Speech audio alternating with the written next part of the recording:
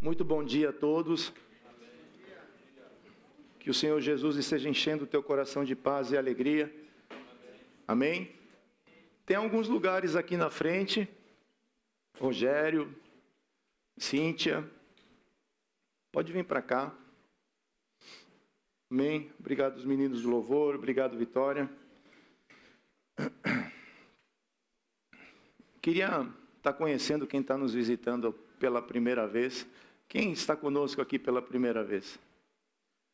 Apresenta aí a sua amiga. Marília, seja muito bem-vinda. Que Deus te abençoe, Marília. Amém? Amém. Dê uma salva de palmas ao Senhor.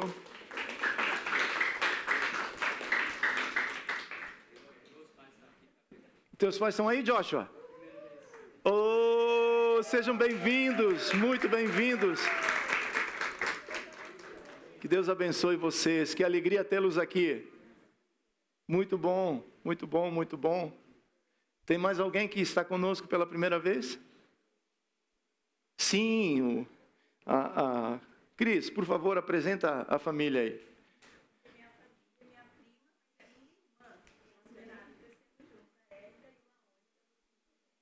Aleluia, sejam bem-vindos, Deus abençoe vocês.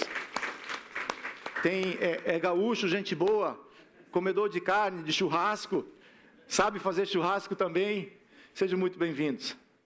Tem mais alguém, Tinha? Você fez assim? Quem?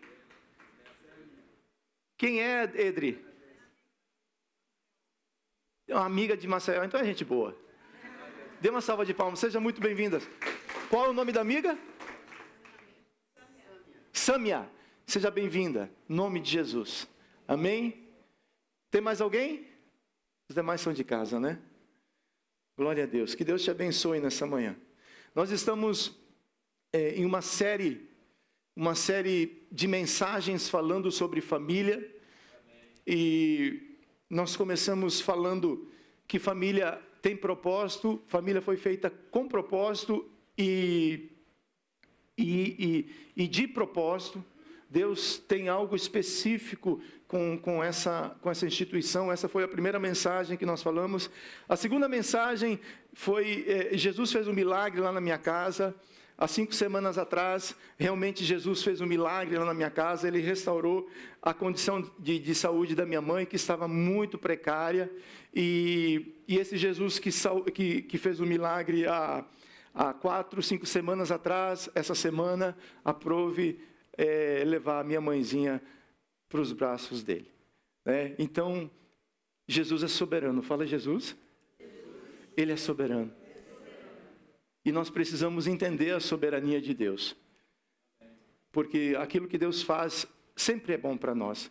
Mesmo que nós não entendemos, muitas vezes. Não é assim? E o Jonas falou sobre a necessidade da família ter uma visão, a necessidade da família ter um propósito, a necessidade da casa se tornar onde as pessoas que fazem parte da família entendam o papel. Cada pessoa, cada ser humano foi criado com um propósito específico da parte de Deus. E entender isso é muito importante, porque quando eu entendo quem eu sou, quando eu entendo a minha identidade, isso vai me ajudar a como eu devo proceder diante da vida. O Jonas também falou sobre a necessidade de termos um governo. O governo influencia diretamente na nossa vida. E debaixo do governo que nós estamos, nós recebemos uma influência. E não tem como não entender isso daí. Quando nós nos colocamos debaixo do governo de Deus, nós recebemos a influência do governo de Deus. Nós recebemos a cultura do governo de Deus. Nós recebemos as promessas do reino de Deus.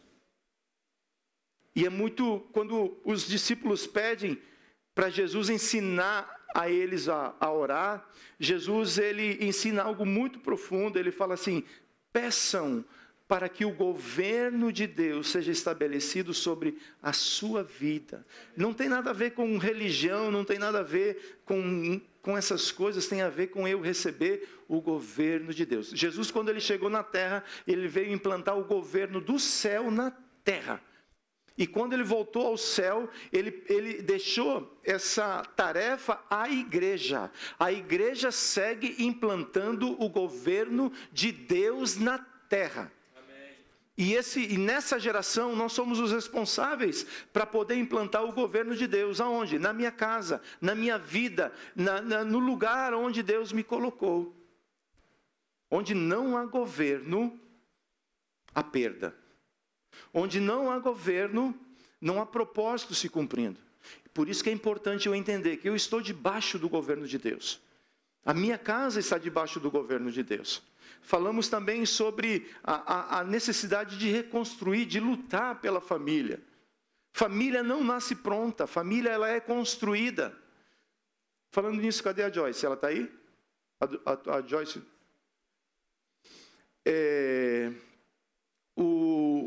A família ela é construída. Quando um homem e uma mulher se unem debaixo de uma aliança de Deus, são duas pessoas imperfeitas, duas pessoas que estão, a partir desse momento, fazendo uma aliança para poder construir um lar. Um lar, ele é construído debaixo de princípios, debaixo de uma aliança, debaixo de uma construção que nós fazemos na caminhada, perdoar, amar, não é assim? Então, isso tudo é construído, isso tudo é feito na jornada que nós temos pela frente. E Deus deseja nos dar, Deus deseja levantar famílias abençoadas. Quando Deus criou a família, Ele abençoou a família. Fala, quando Deus criou a família, Ele abençoou a família. Quando você forma uma família debaixo dos padrões de Deus, Deus ele abençoa a tua casa. A tua casa é lugar de bênção, a tua casa é lugar de morada de Deus, a tua casa é lugar de milagre, a tua casa é lugar onde Deus trabalha conosco. Você entende isso? A tua casa é uma igreja. E hoje eu quero falar sobre a necessidade, uma vez que eu entendo que tem um governo, que eu preciso lutar pela minha casa, pela minha família, e hoje eu quero falar sobre a necessidade de que quando isso acontece, quando existe o governo de Deus, as famílias são conservadas, são protegidas por Deus. Em Hebreus capítulo 11, verso 7, fala assim: pela fé, Noé divinamente instruído a respeito de acontecimentos que ainda não se viam, e sendo temente a Deus, construiu uma arca para a salvação de sua família.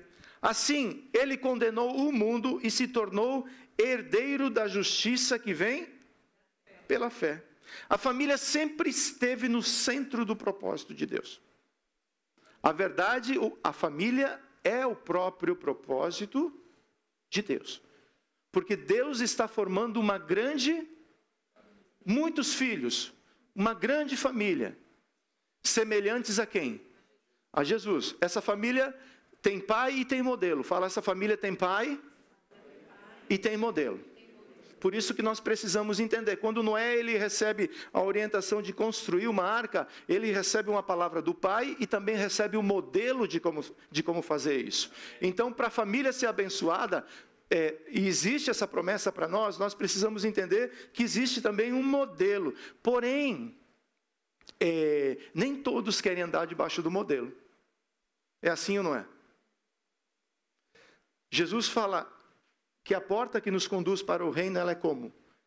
É larga e espaçosa? É como? O que é estreita? O que é estreita? E o que é apertada? Dá para entrar de qualquer jeito? Não dá. Mas essa porta nos conduz para a eternidade. Então, quando Deus ele fala de família, ele trabalha modelo. A família tem um modelo de Deus. E Deus convoca as pessoas que desejam viver a família dentro deste modelo de Deus. Possivelmente você tem uma visão familiar. Possivelmente você tem uma história familiar. Possivelmente você tem uma caminhada na sua família. E isso é muito bom. Mas quando nós entramos no reino, nós recebemos o modelo do reino. Fala, quando eu entrei no reino, eu recebi o modelo do reino. E a primeira família que foi Adão e Eva, eles não por incrível que pareça, eles não seguiram dentro desse modelo. Mas Deus não desiste.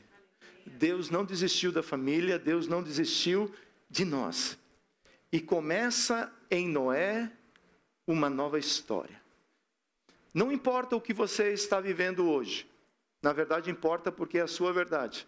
Mas o que eu quero dizer para você é que existe esperança. Deus não desistiu da sua casa, Deus não desistiu da sua família, Deus não desistiu da minha família. Se a família é uma construção, Deus precisa de construtores para seguir essa caminhada, para seguir essa jornada.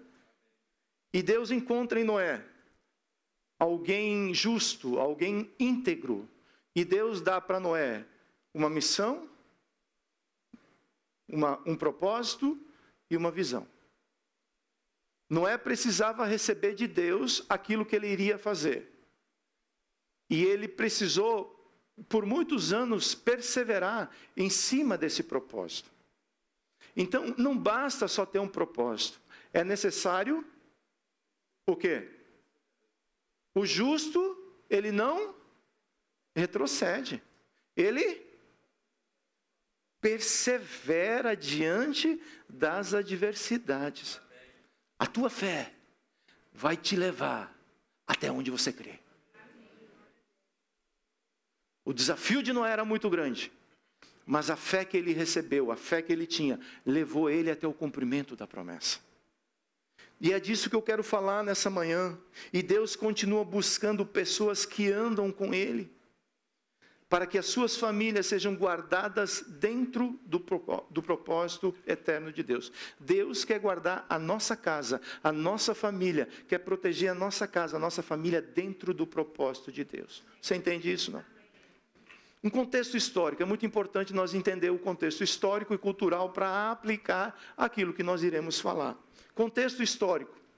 De acordo com a cronologia bíblica, baseada no livro de Gênesis, passaram aproximadamente 1656 anos, desde a queda de Adão e Eva até o dilúvio nos dias de Noé. Em Gênesis 6:7 afirma que o dilúvio veio quando Noé tinha 600 anos. Isso significa que a humanidade levou mais de 16 séculos para chegar a um nível de corrupção tão grande, a ponto de Deus enviar o dilúvio. Mas ainda assim Deus preservou uma família para recomeçar a história. O nome Noé significa repouso ou consolo, ou consolar. Consolar, essa palavra tem o significado de arrepender, levar ao arrependimento. Essa foi a profecia que seu pai Lameque liberou sobre a vida dele. Você não tem esse versículo, mas anota aí no seu papelzinho, no seu boletim, Gênesis 5:29. Olha o que Lameque falou para Noé quando ele nasceu. Deu-lhe o nome de Noé, dizendo: este nos consolará dos nossos trabalhos e das fadigas de nossas mãos, nesta terra que o Senhor amaldiçoou. Depois do pecado de Adão e Eva, nós precisamos entender.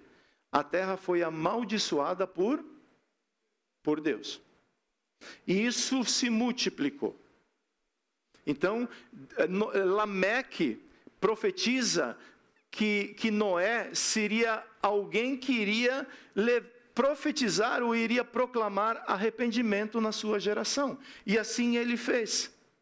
E a primeira coisa que eu quero conversar com vocês é Noé, ele protegeu a sua família da maldade daquela geração. Gênesis 6, 5 e 6.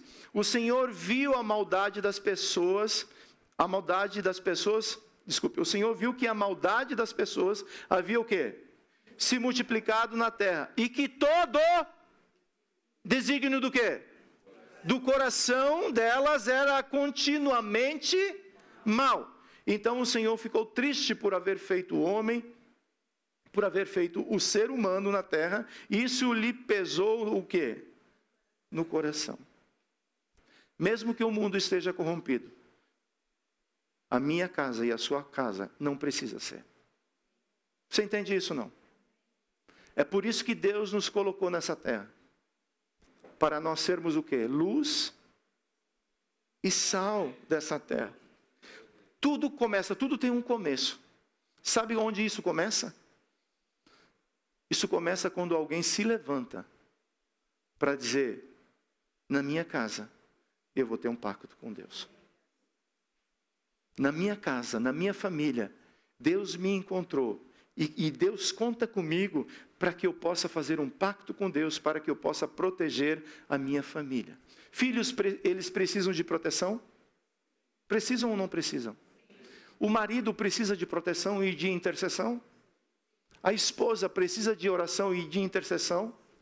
A família precisa, nessa Babilônia que nós estamos vivendo, a família precisa dos cuidados de Deus?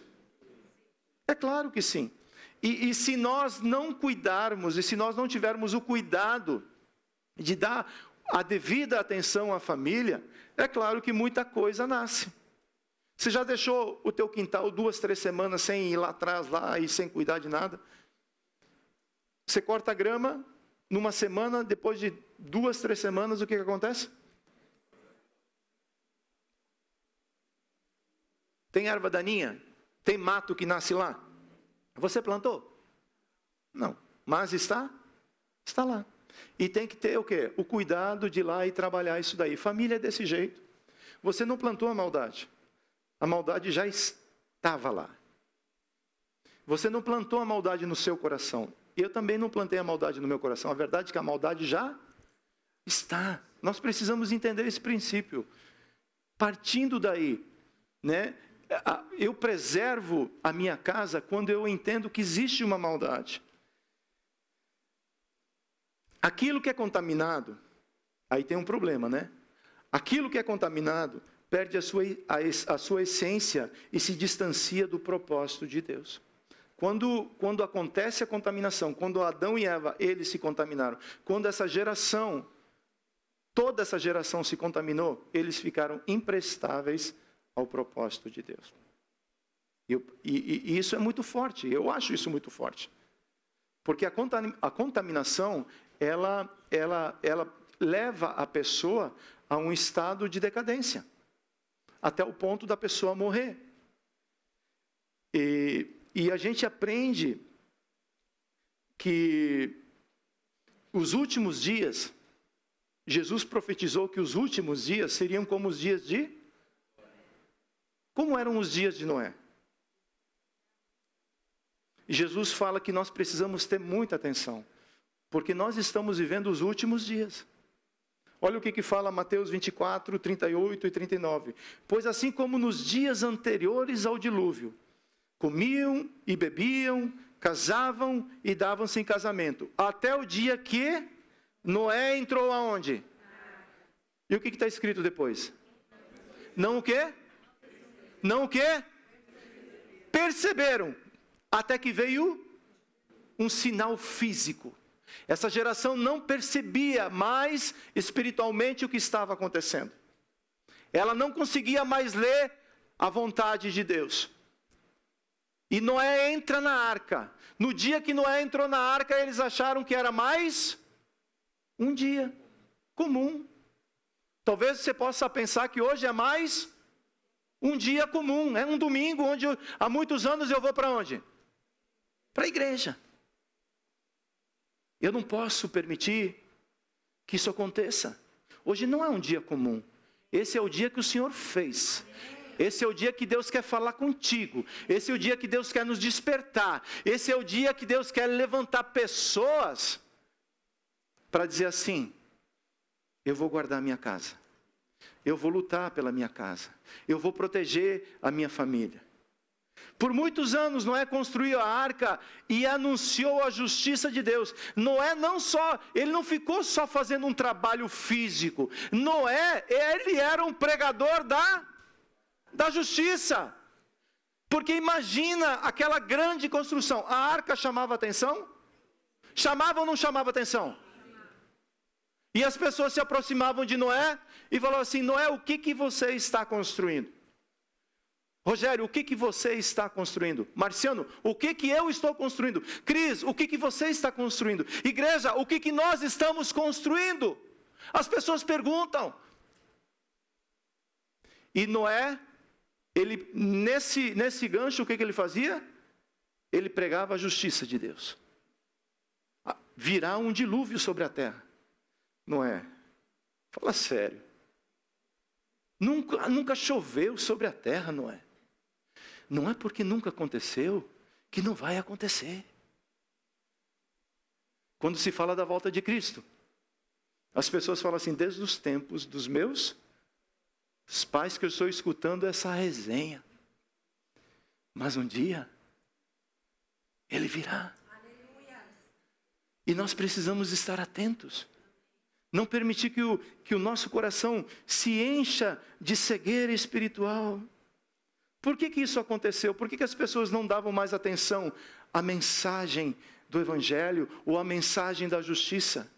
Porque havia muita distração. As pessoas, elas comiam, elas bebiam, elas se davam em casamento. Tem alguma coisa errada com comer, beber e casar? Não. Mas esse não é o sentido da vida. Isso é o que te mantém vivo. Mas o que te dá vida é um relacionamento com o Senhor. Então, quando a gente fica tão distraído, tão preocupado com as coisas dessa vida, é onde parece que a maldade vai entrando, é onde parece que as preocupações vão roubando a fé, é onde parece que a minha missão perde o sentido. Você precisa entender algo hoje.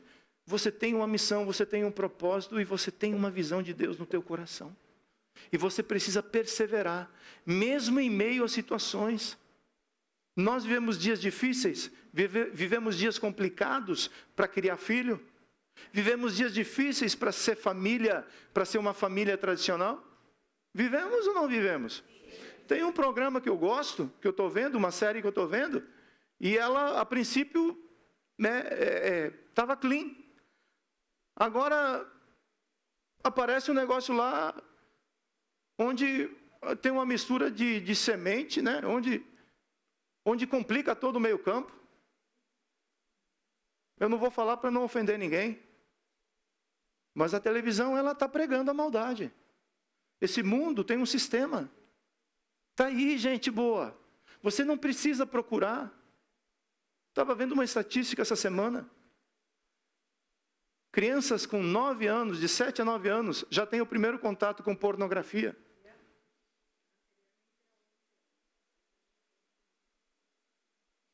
Possivelmente a criança de 7 a 9 anos não vai procurar essas coisas, vai? Com 2 cliques. É apresentado. A maldade está aí, gente. Por isso que nós precisamos ter cuidado com aquilo que Deus nos deu.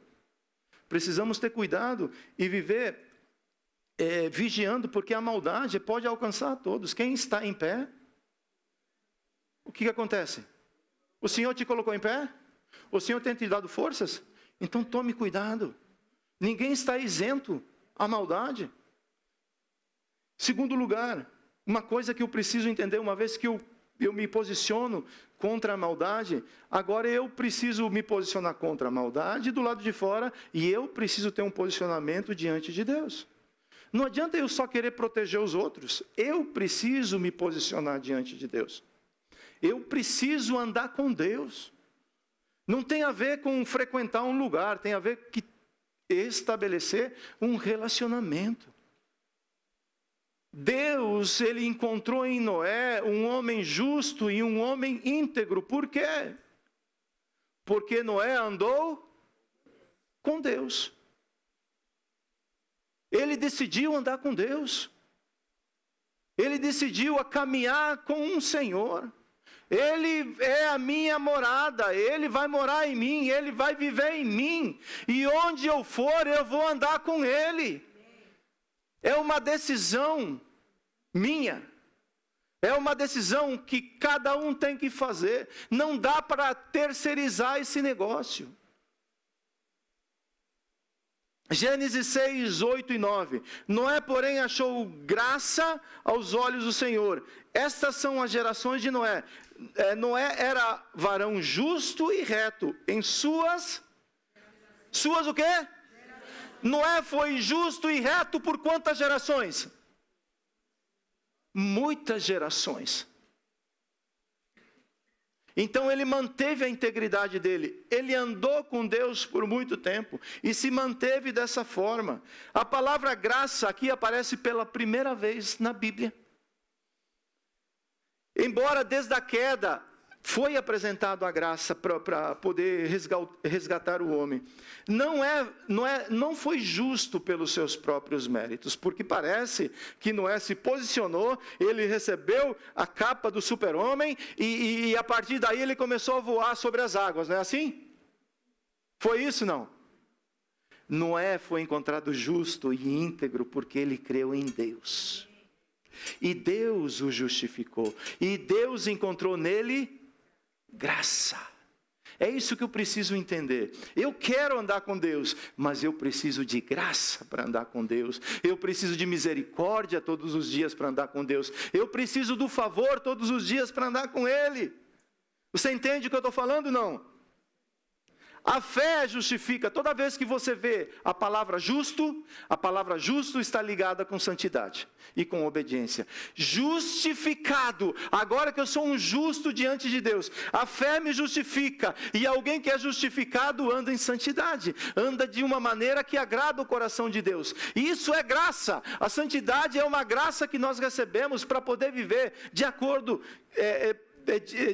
com a vontade do Senhor. 1 Pedro 1, 14 e 16. Como filhos o quê? O que está escrito aí?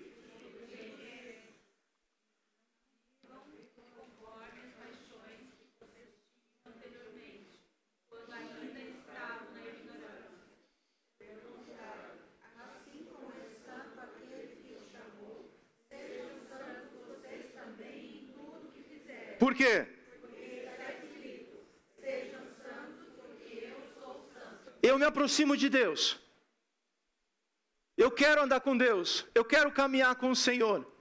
Mas quando Moisés ele se aproxima de Deus, e ele fala assim, eu quero ver o que está acontecendo. Essa sarça que queima e não consome essa árvore. Fiquei curioso para ver o que Deus está fazendo. Quando Moisés vai se aproximando da presença de Deus, o que Deus fala para Moisés? Camarada, é o seguinte,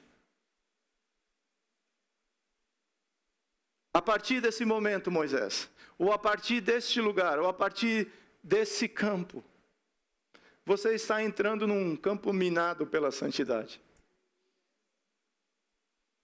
Não é da maneira que você andava lá no Egito, não é da mesma maneira que você andou cuidando das ovelhas do teu sogro Jetro.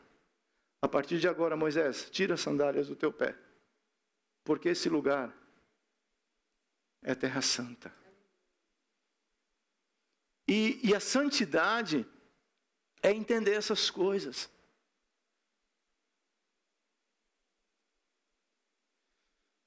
Santidade é viver no mundo sem permitir que o mundo viva em você ou viva em mim.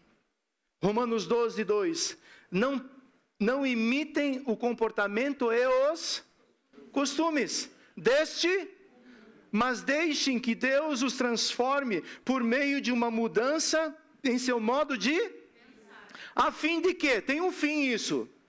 Qual que é o fim? Que experimentem a boa, agradável e perfeita vontade do Senhor. Quem quer viver a boa, perfeita e agradável vontade do Senhor? Todos nós queremos. Até eu que sou bobo, gosto do que é bom. Mas eu preciso entender que a boa, perfeita e agradável vontade do Senhor é resultado. É consequência. Ela está à nossa disposição. Mas eu preciso deixar a cultura. Eu preciso deixar o comportamento antigo. O casamento abençoado, o casamento equilibrado, ele é resultado de gente que parou de gritar, de gente que parou de ofender, de gente que parou de deixar de perdoar, de ser birrento, de tantas coisas. Você entende o que eu estou falando, não? Só quem é casado entende essas coisas. De querer dominar, de querer controlar. O casamento abençoado é abençoado porque as duas pessoas deixaram o comportamento e os costumes antigos. Isso é coisa antiga, isso é coisa do passado, isso é coisa que eu pratiquei lá atrás. Me envergonho sim, mas já não há mais nenhuma condenação para aqueles que estão em Cristo Jesus, porque aquele meu comportamento foi cravado lá na cruz do Calvário. Isso é andar com Deus. Toda vez que eu me aproximo de Deus, quanto mais próximo de Deus eu quero estar, mais eu preciso entender essas coisas. Nós servimos um Deus que é santo. E sem santidade nós não veremos a face do Senhor. Mas graças a Deus que a graça, ela abriu um novo e vivo caminho para nós, para que nós possamos nos aproximar. Terceiro lugar, Noé envolveu toda a família na construção da arca. Olha que coisa maravilhosa. Pensa num engenheiro fera, pensa num administrador top, é esse cara Noé. Os filhos de Noé não dormiam até 11 horas da manhã, até meio-dia.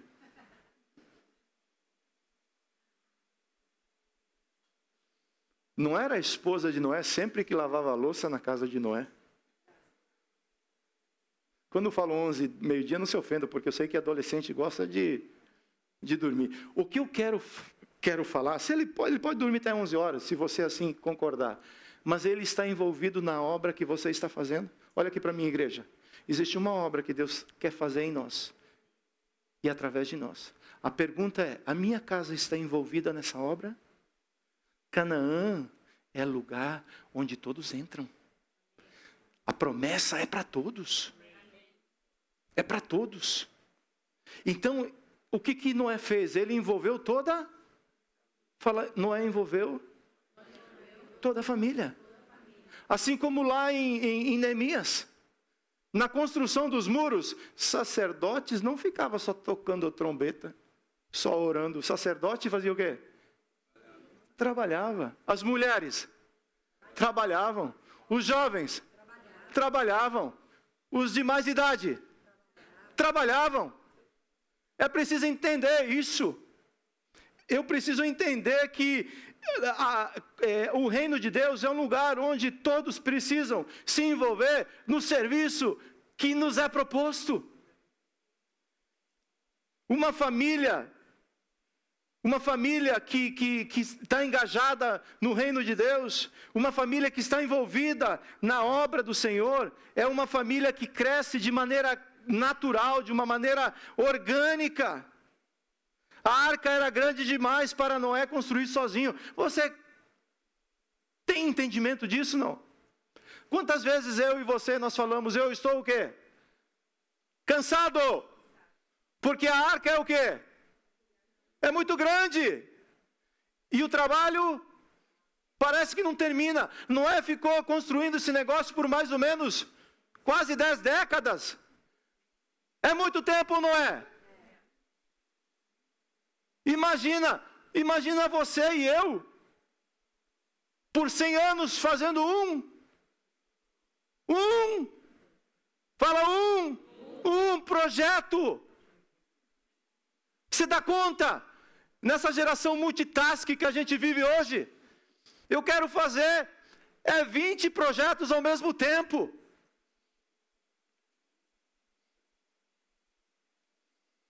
Mas Noé não faz sozinho.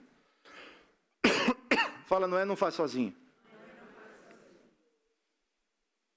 Por isso ele envolve a sua família na construção. Sabe por que Noé demorou mais ou menos 100 anos para construir aquela arca? Você faz ideia ou não? Faz ideia não? Assim não te vem nenhum um revelamento assim daqueles poderoso?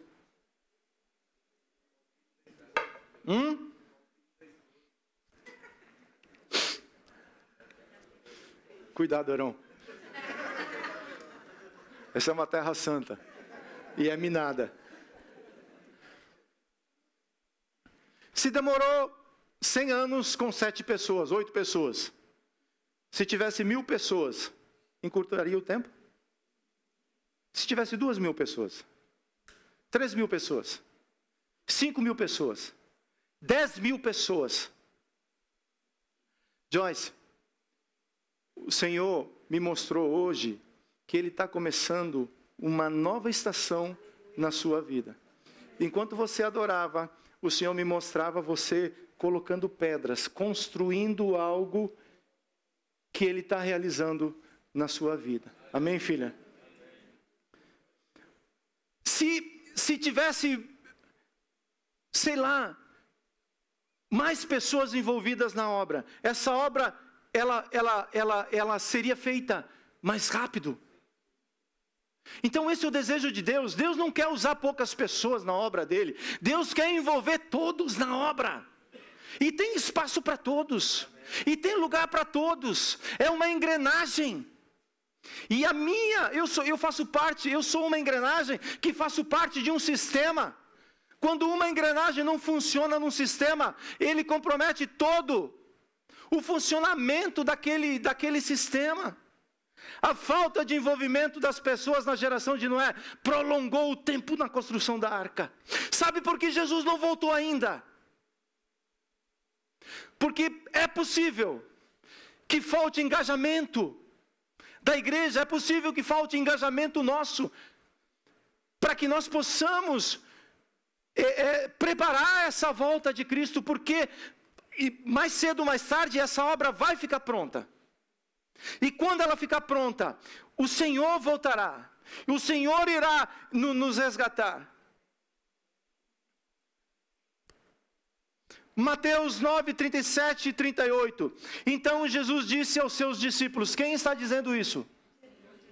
O próprio Jesus. Olha o que ele fala. A seara é o quê? E os trabalhadores? Por isso, peçam ao Senhor da seara que mande trabalhadores para a sua seara. A cooperação é a alma do reino de Deus.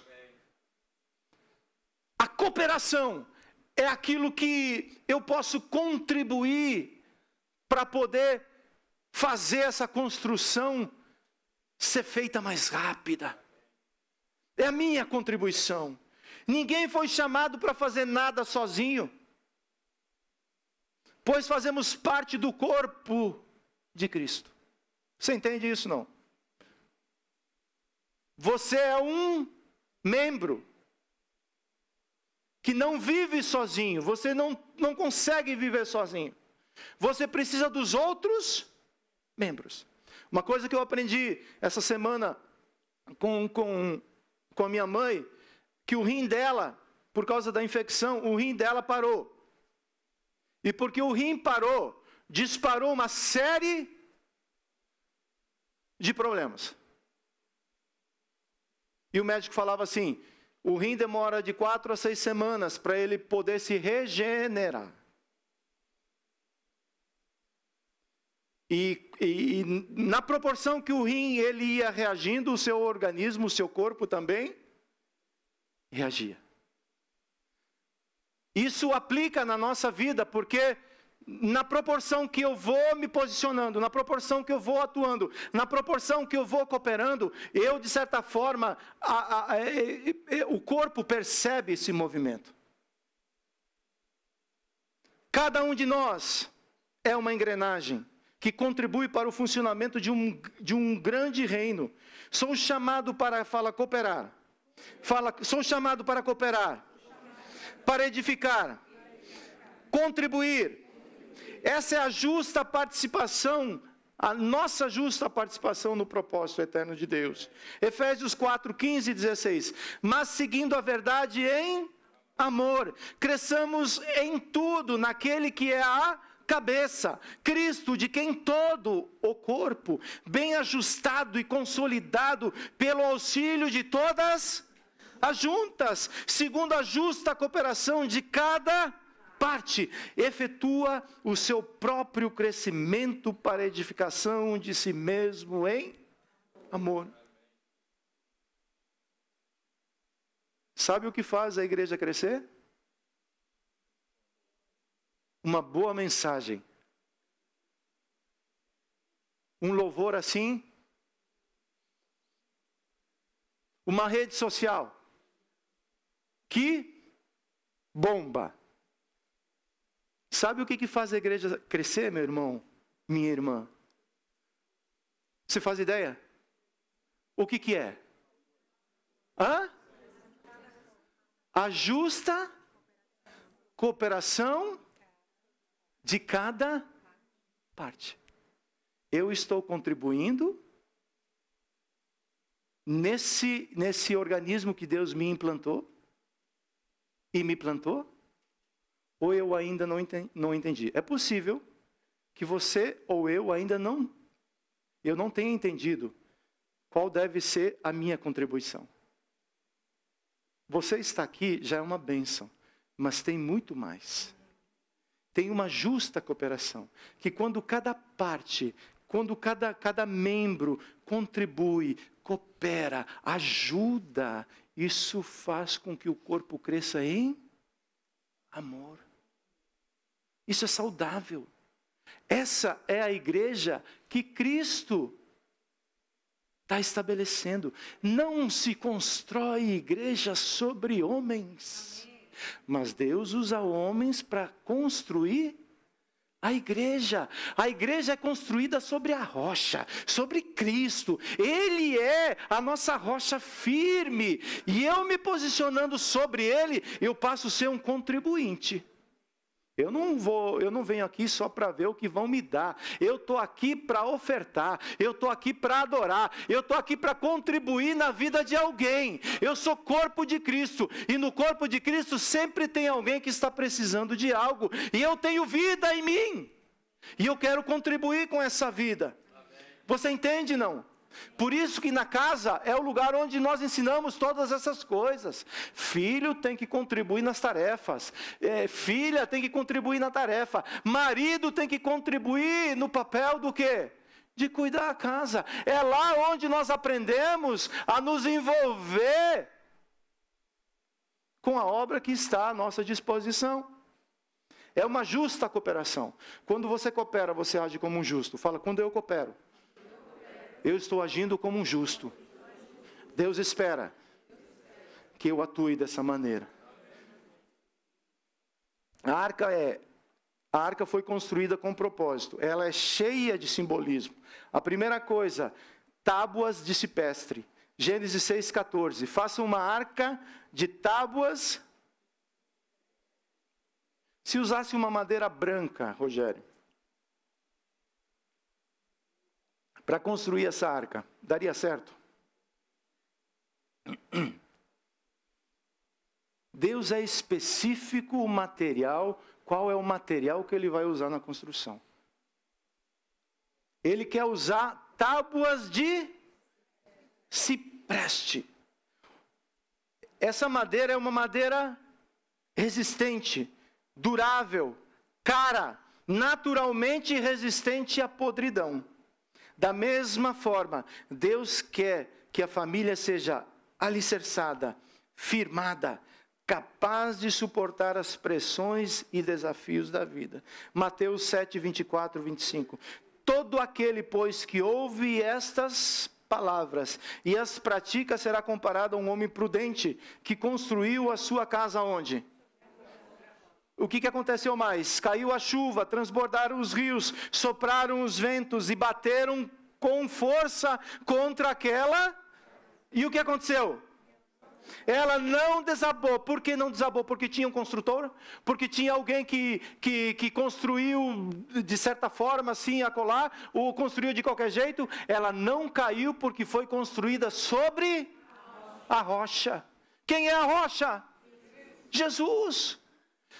Criação de filhos só dá certo se nós construirmos sobre a rocha. Casamento só dá certo se for construído sobre a rocha. Igreja só funciona se ela estiver alicerçada sobre a rocha.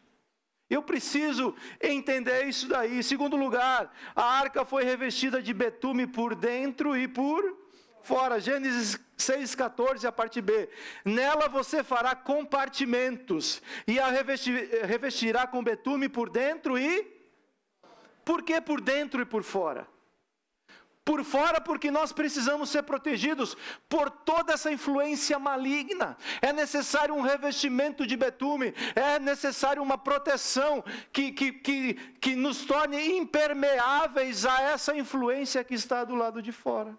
E somente o Espírito Santo de Deus pode fazer isso. Por dentro, por quê? Porque toda família precisa ser protegida por dentro. Porque é dentro da família onde acontecem os traumas, onde acontece a falta de perdão, onde acontece tantas atrocidades.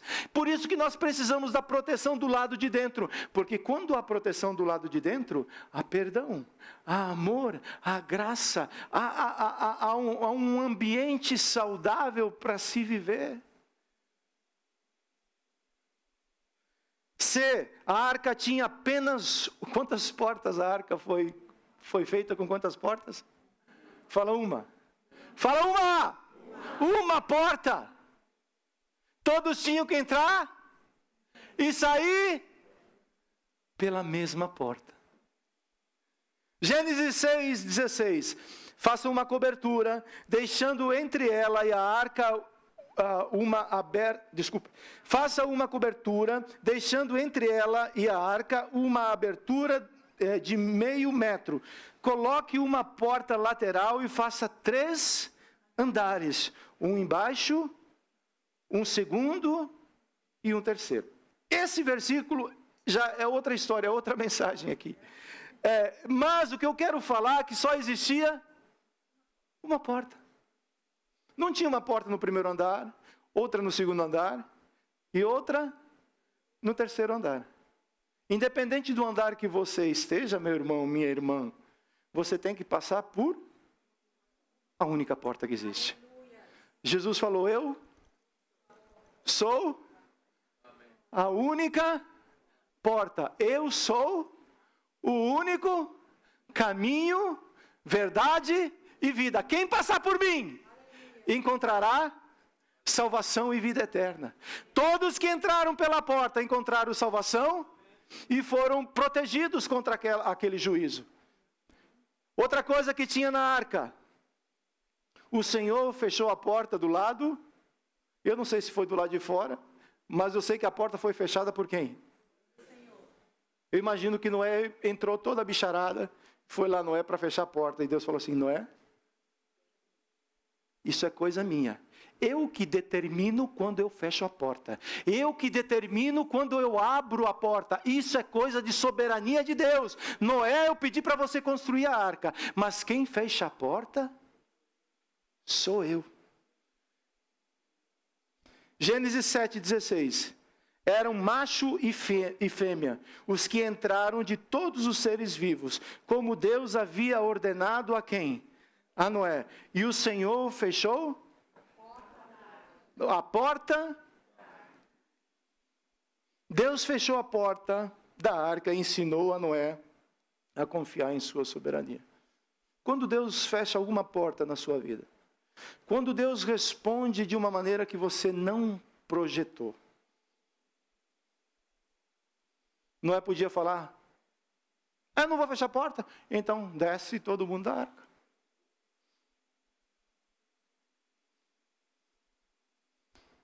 Não tem proteção para quem é birrento.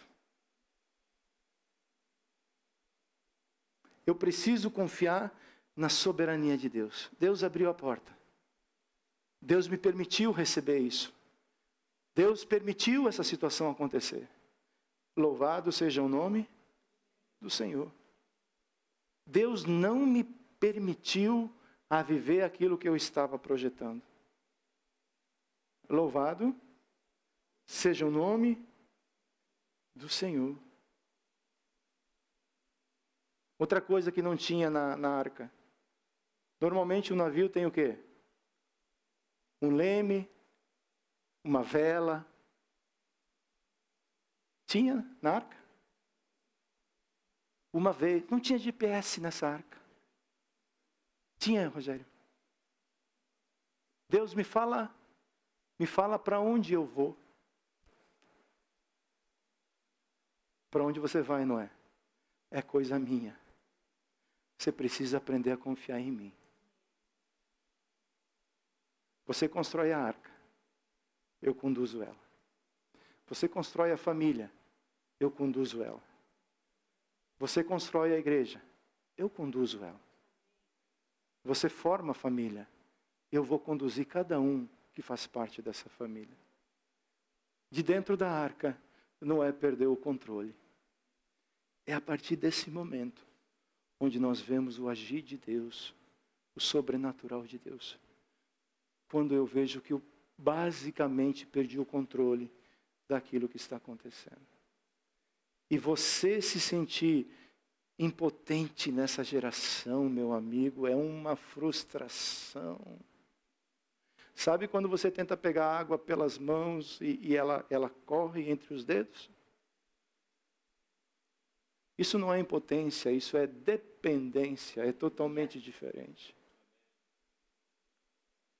Sabe quanto tempo Noé ficou dentro daquela arca? Alguém faz ideia, não?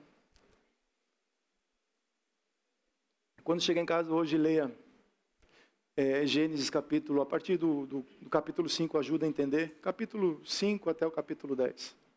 Noé ficou 1 ano dentro daquela bendita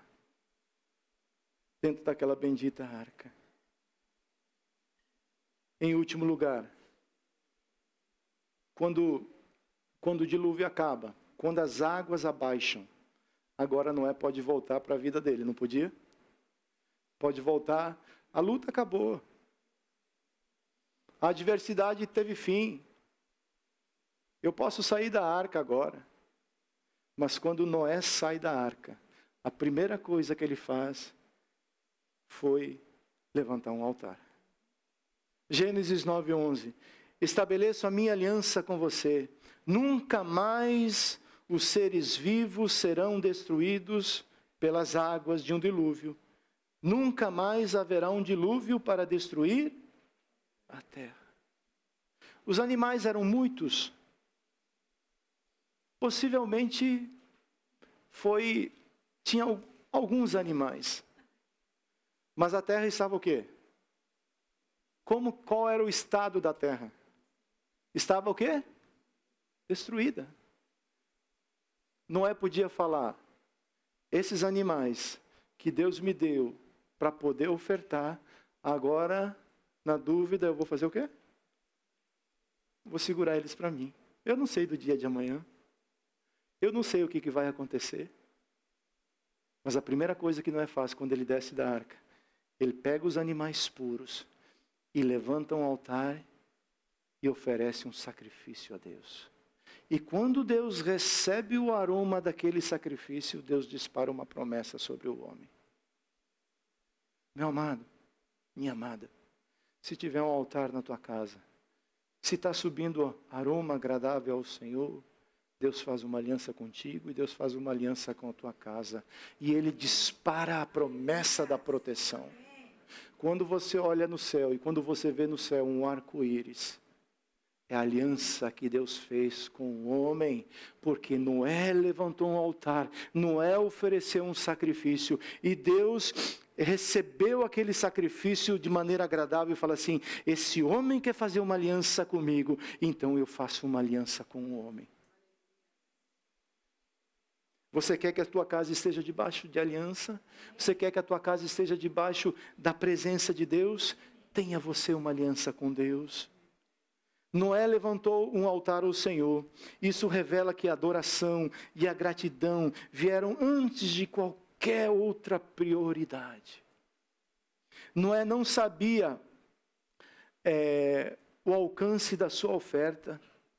Mas ao erguer o altar, Deus confirmou sua aliança com toda a humanidade. Muitas vezes a gente faz coisas pequenas que a gente acha que não tem muito impacto, que não abrange muita coisa. Mas quando você faz uma oração, Deus ele escuta aquela oração e começa a se mover em prol da sua necessidade. Aquele altar tinha uma história. Aquele altar apontava para algo. Aquele altar que Noé ofereceu um sacrifício e Deus recebe aquele sacrifício com gratidão. E por causa daquele sacrifício ele faz uma aliança com o povo. Aquele altar apontava para a cruz de Cristo. Quando Cristo morreu, quando Cristo se entregou, quando Cristo se ofertou, naquele momento, Deus recebe a oferta de Cristo e faz um pacto com Deus. E faz um pacto com o ser humano. Deus amou o mundo de tal maneira que enviou o seu único Filho. Para quê? Para quê? Para que todos aqueles que nele crê não pereçam mais, mas vivam eternamente na presença de Deus. Hebreus 8, 10 e 11, eu estou terminando, por favor. Porque esta é a aliança que farei com a casa de Israel, depois daqueles dias, diz o Senhor, imprimirei as minhas leis na mente deles, e as escreverei sobre o seu coração, eu serei o seu Deus. E olha só que coisa linda, e eles serão o meu povo, e não ensinará jamais cada um ao seu próximo, nem cada um ao seu irmão, dizendo, conheça ao Senhor, porque todos conhecerão, desde o menor até o maior deles. Essa é a aliança que Deus tem comigo e com você. Conclusão, porque a gente acha que a maior obra que Noé fez foi construir a arca. Não foi a maior obra. A construção da arca é resultado. A maior obra que Noé fez foi manter a sua fé viva, no meio de toda aquela tragédia, no meio de toda aquela situação. Ele trabalhou toda a sua vida intencionalmente para conservar a sua família e se tornou um pregador da justiça. 2 Pedro 2,5, ele não poupou o mundo antigo, mas preservou quem? Noé, pregador da justiça, e mais 7 pessoas, quando fez vir o dilúvio sobre o mundo de ímpios. O Senhor, Ele tem um amor e tem um cuidado muito grande por cada um de nós. Se você está aqui nessa manhã, se você está escutando essa mensagem, é porque Deus te ama. Fale assim para você mesmo, Deus, fale, Deus, Ele me ama, Deus me ama, e eu preciso entender isso daí. Deus não está interessado naquilo que as tuas mãos podem oferecer para Ele, Ele está interessado em saber o que está no teu coração. Antes de Deus buscar em Noé um reconstrutor e levantá-lo como reconstrutor, Deus sondou o coração dele. Deus sondou o seu interior e encontrou nele um homem justo e um homem íntegro que desejava andar com Deus. E é isso que Deus continua fazendo nessa geração. Deus quer levantar pessoas como Noé, que trabalhem de maneira intencional. Noé trabalhou pela casa dele. Noé cuidou da casa dele. Cuidou ou não cuidou? Mas ele ficou só construindo a casa dele? Ele ficou só investindo na casa dele? O que ele fez? Ele também investiu no reino de Deus. Noé ficou só investindo no reino de Deus? Só fazendo as coisas de Deus? Foi isso que ele fez? Noé cuidou da casa dele. Preciso entender isso, gente boa. Tem horas que eu vou ter que investir na casa, mas eu não posso deixar de investir. Foi o que o profeta Ageu foi levantado por Deus para exortar a nação. O povo foi levado do cativeiro e estava de volta a Jerusalém para reconstruir o templo. E o povo começou a reconstrução e parou a reconstrução, e eles se voltaram para construir o quê? Suas casas. E Deus levantou o profeta falando assim: é tempo só de reconstrução de casa? Reconstrua a casa de vocês, mas também reconstruam o templo. Porque se não houver um equilíbrio, o saco se torna furado, o recurso se torna pouco. E aquilo que a gente tenta edificar não acontece. Por quê?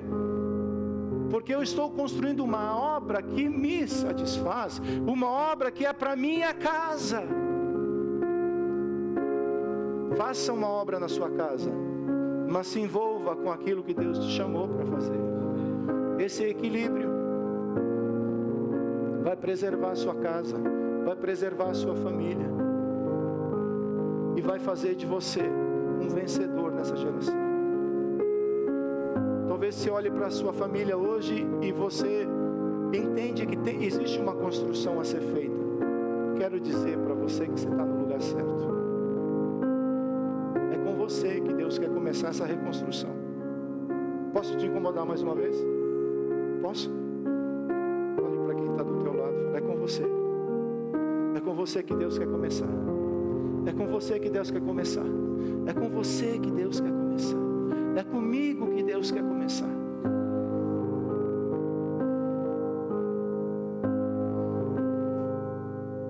Coloque-se de pé, por favor.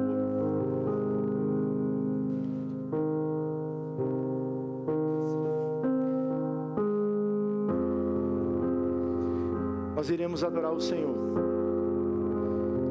E se você entende ou entendeu nessa mensagem que Deus falou com você, e Deus está te levantando hoje para lutar pela tua casa, para lutar pela tua família, para ser um Noé na sua geração, vem aqui à frente. Eu quero orar por você. Eu quero orar pela sua vida. Eu quero me colocar aqui junto de você. Uma família, ela é construída, e uma família, ela é construída pelos Noés que se levantam como construtores. Venha até aqui à frente. Se você precisa de um milagre na tua casa, se você precisa de uma intervenção sobrenatural, a arca foi uma construção sobrenatural.